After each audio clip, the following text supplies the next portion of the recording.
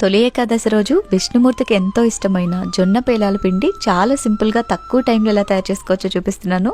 రేపే కదా తొలి ఏకాదశి, మీరు కూడా ట్రై చేయండి.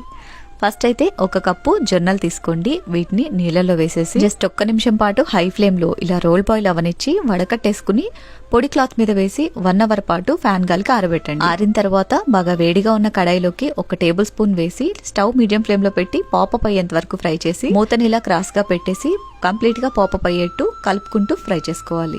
జొన్నలు కొంచెం కొంచెంగా వేస్తేనే ఇలా పాప్కార్న్ లాగా వస్తాయి. ఒకేసారి వేసారంటే పాపప్ అవ్వవు, అది మాత్రం గుర్తుపెట్టుకోండి. తర్వాత ఈ పాప్కార్న్ ని మిక్సీ జార్ లో వేసేసుకోండి. 1/2 కప్పు ఎండు కొబ్బరి ముక్కలు, 1/2 కప్పు పుట్నాలు, 2 యాలకులు వేసి మెత్తగా గ్రైండ్ చేసుకోవాలి. నెక్స్ట్ జొన్నలు కొలుచుకున్న అదే కప్ తోటి 1 కప్పు బెల్లం తురుము కూడా వేసేసి మళ్ళీ ఒకసారి మెత్తగా గ్రైండ్ చేసి తీసుకున్నారంటే ఎంతో కమ్మగా ఉండే తొలి ఏకాదశి స్పెషల్ పేలపిండి రెడీ.